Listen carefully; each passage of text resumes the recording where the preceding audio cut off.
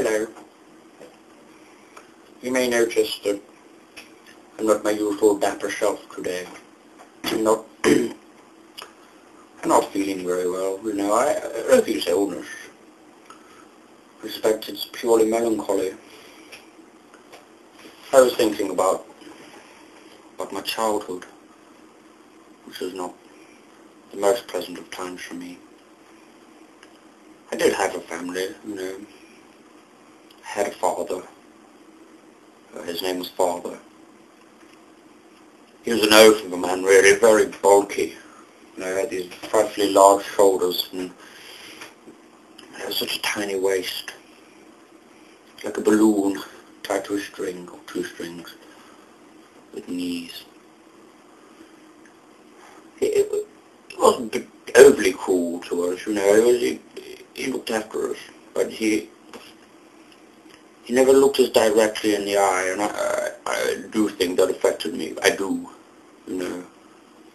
I suppose that was his way, you know, showing that he loved us, and not, you know, looking us in the eye. My mother was a very odd woman. In fact, fucking massive, to be honest. She was kindly, as, you know, fat people are supposed to be. I believe it's in the job description. She was also friendly to us at times, you know, and she did make exceedingly good pastries, cakes, you know, breadcrumbs. Sausage rolls were definitely a speciality of hers, you know. She would make them feet long. Excellent sausage rolls, and we would fight over them, of course, sometimes fight with them. You know, they made excellent batons, stunning each other, which was frightful fun. I say each other, sorry, I've not told you about my brethren and sister yet. I had one brother. We'll get to him later, though. You know, he was a cad, that's for sure. My sister, now, well, I don't know if I should really tell you, but she became pregnant at the age of 14. Which of course was quite the scandal in the family, you know, as you would expect, as would be in your family. And indeed is in your family, you know. You have a 14-year-old sister who's pregnant, and I personally suspect that you're the father. But we won't go into that now. So my sister, you know, her name was Karen. She's dead now, of course.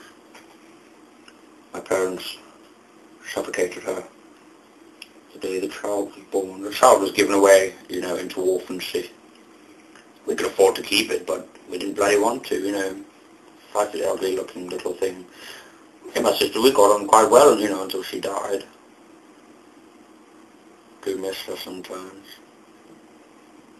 But my brother now, it's a different matter at all, you know. Like I say, I'm not feeling very well. I can't talk properly. The wine probably isn't helping, you know. My brother was a nice enough chap, but he had this frightfully large head. He suffered from great elephantiasis of the face, you know. A big bulbous nose, a frightfully offset jaw. Okay. Yeah, I know. There were no very good nicknames for him, which is a shame, you know. We always wanted these quippish remarks to throw at him, you know, as he was passed in his electric wheelchair, you know. He's still around, you know. I don't know where he is.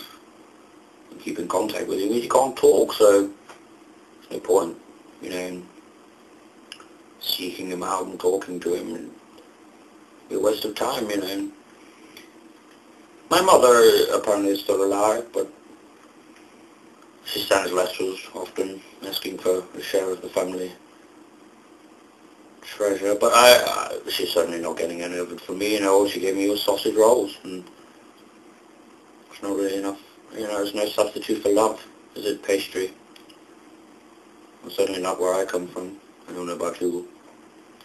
So, my cousins were great fun, you know, very sexy beings, and I used to fondle them, and they used to fondle me, but shouldn't really go into that, you know, court cases pending, etc.